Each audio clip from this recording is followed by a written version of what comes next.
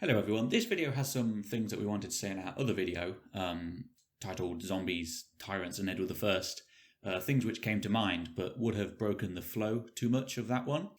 So there won't be that much history in this one, because it's really an elaboration on the themes of that other video, although the context is there if you want it. If you've not seen that video, by all means watch it first, but if you've seen it or don't want to, this video can stand on its own as well. And for those that have seen it, sorry for any repetitions as well, but at least if there's repetition, then there's consistency and not confusion, which is nice. The great thing about Brexit is that for the first time in yonks, really, quite a lot of people actually heard about or even read about the Constitution of the UK, because the Brexit process, it really blew the lid off the fact that the Constitution has been, well, basically torn apart in recent years, in recent decades, certainly since we joined and under the Blair government as well. And so we thought we'd make this video because firstly, it has some things that we did want to say and that will help the other video as well, but it also clears up confusion and it will be greatly useful for historical purposes to do. So at the heart of the English Constitution and thus the United Kingdom's Constitution is legitimacy. This stems right back to the Anglo-Saxon system of kingship and proto-nationhood in the form of participatory politics. It is because of participation that an Anglo-Saxon king or leader could claim legitimacy. This is as opposed to, for example, a Roman emperor who might claim it by divinity, or, as was often the case, in fact, by the military power of their loyal legions. And that's quite a good example as well, because a lot of Roman emperors were actually toppled or murdered by the army, or by at least their bodyguard, the Praetorian Guard. And so it shows that legitimacy does swing both ways. If you come to power by military might, well, expect that someone else might do the same thing to you at some point. These are basically rules to form a government. As for the Anglo-Saxon values, they're right there in Magna Carta. They're right there in the formal establishment of Parliament by Edward I. They are there in the Civil War, they're there in the restoration of the Stuart House with Charles II, and they're there in Erskine May as well, the Parliamentary Handbook. It's all about how do you get legitimate governance, such that everybody can get behind it, even if they disagree with it, and therefore so that politics is stable and practical. And this is why the monarchy and Parliament in England survives. It's all about legitimacy and practicality. The point is simply that the king or government must have the involvement of the people, however narrow or broad that is defined, lest it have no legitimacy. The two bad extremes of this perspective of governance would be tyranny, so a strong government but without any legitimacy because there's no participation, or anarchy, in other words, a lack of government, or sort of an oxymoron, an anarchic government, which actually takes the form today of proportional representation, very common in Europe. It's abstract, it's uber representative, in which everybody gets to yell a personal, unique voice at the same time. So you can say that everyone is uniquely represented, and you can call yourself the most democratic body.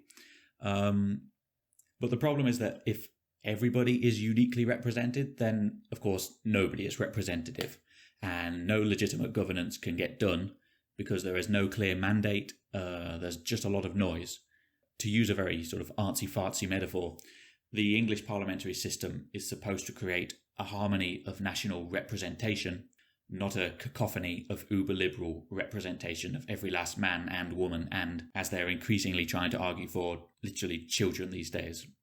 And so the English and British system creates an unusual, and for many frustrating, but highly practical system of politics that carefully balances the government's need for legitimacy with its need for a prerogative and liberty. Because don't forget that liberty isn't just for quote-unquote the people, governments need it as well, otherwise they cannot govern effectively. For example, President Trump has a direct mandate for his policies, but he's been prevented from doing a lot of it by the machinations of the other parts of the American system. So that's the first point. The English-British system is about balancing the legitimacy and effectiveness of government, and thus it is about practicality and not ideological purity. Next, let's look at how we actually create a government, as in voting in a democracy. In the UK, when you vote, you put a cross next to a specific person's name. This is your local member of parliament for your constituency. We all know this, and as we said in the Zombies, Tyrants and Edward I video, it is something that the zombie parliament was pressing for. The idea that you only elect a local MP and nothing else. And it is true that you do directly vote for an MP. But what is also true is the fact that you also put your cross next to a political party that the MP is a member of, and also therefore next to a manifesto and a cabinet government that will implement that manifesto. So you are voting for policies and you are voting for a government. If all we actually did vote for was quite literally an MP, which is what the zombie parliament and a lot of people on the left of politics and the European side of politics are arguing for, that's actually a backdoor for proportional representation, because what it will create is a parliament full of 650 individual MPs, all with their own opinions and ideas. It would be a sort of representative form of proportional representation. Useless. Very few people actually vote for their local MP. Most people will vote either for a party, especially if they are politically tribal, or for a manifesto if they make up their mind at each election. Very few people will ever vote for what they think is a good local MP if they also think that the party or the manifesto is bad, and vice versa. So, for example, in 2019, Caroline Flint was a prominent Labour politician, and she became very highly respected by Brexiteers because she was a Remainer who nonetheless said from the very beginning, without any caveats, that you have to carry out the vote. But she lost her seat in 2019 because unfortunately the people wanted Boris's manifesto. They didn't want the Labour Party or Jeremy Corbyn, and so she went.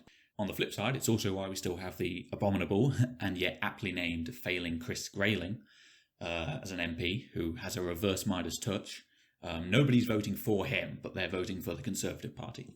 I did say there wouldn't be a lot of history, but here is some now. The reason you elect a local MP then, rather than just having a party or a manifesto on a ballot paper, is a matter of history, and it's because of the evolution of the Anglo-British Parliament and the advent of the franchise. So to be precise, mass democracy comes a long time after Parliament. But rather than abolishing the system that we had for a long time, this system was simply adapted to incorporate the mass franchise. Hence, in the 19th century, you get local representatives, a medieval concept, with franchise-based political parties and manifestos, modern concepts. And so you can see that the notion of independent MPs is a naive one. It just wouldn't work. So what then is an MP in modern day Britain? Well, the truth is that is actually a very good question. One, to be honest, that we actually haven't fully worked out yet. MPs haven't long been a fully professional class. The Lords itself is almost universally acknowledged now as a bloated house full of political stooges.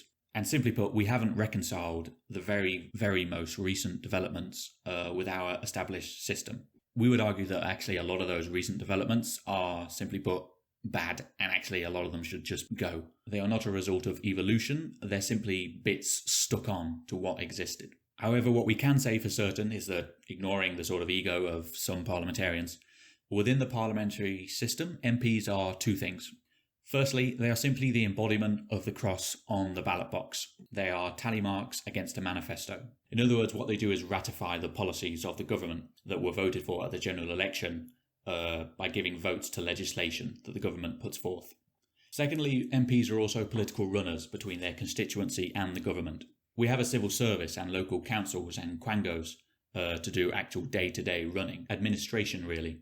MPs are, or are supposed to be, the eyes on the ground, to observe and listen and deliver their feedback to the government. And this is what we see, or at least should see, in Prime Minister's Question Time, where MPs are putting forward the views and questions of their constituents to the government. It is also the case that in the UK, Parliament is oppositional, and the job of the opposition is that it is supposed to interrogate the government, really to ensure that they are abiding by their own legitimate manifesto, to ensure they are abiding by the Constitution more broadly, and to help policy be done as well as possible. And a big way that they do this is that they feed the information of their MPs and thus their direct constituencies to the government itself.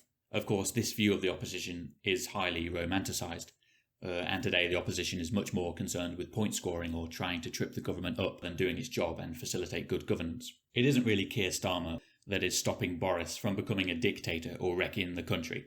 It's Boris's legitimacy that stems from his general election and his ability to bring on competent people, if you like, the extra-political people, and perhaps most importantly of all, the extra-political ideas in the UK, things such as property right, jury trial, well-kept infrastructure, and the enforcement of the law to uphold these. But within Parliament itself, as opposed to their constituencies, Backbench MPs don't really have a lot to do, or shouldn't do. This is the problem with a professionalised political class, in that it very quickly finds things to do to justify itself. Even things such as scrutinising the government is really done by the leaders of the opposition, and let's be honest, the press, as well as us at general elections. Unfortunately, Parliament in more recent decades has looked a whole lot more like a big jolly get-together for a professional class to throw a few barbs, sign the pay register if you're a lord, and then bugger off to some swanky London bar. But finally, you also have the procedures of Erskine May, a name you may have heard if you followed the prorogation debacle of 2019. Erskine May is the Parliamentary Handbook, and amongst other things, it demonstrates how the government can control the parliamentary agenda and their prerogative. And thus, via Erskine May, what you have is a way that governments can be legitimately formed, which is the voting, and then you also have a system by which they can legitimately act within Parliament. The brilliant thing about Erskine May is that it is a practical document.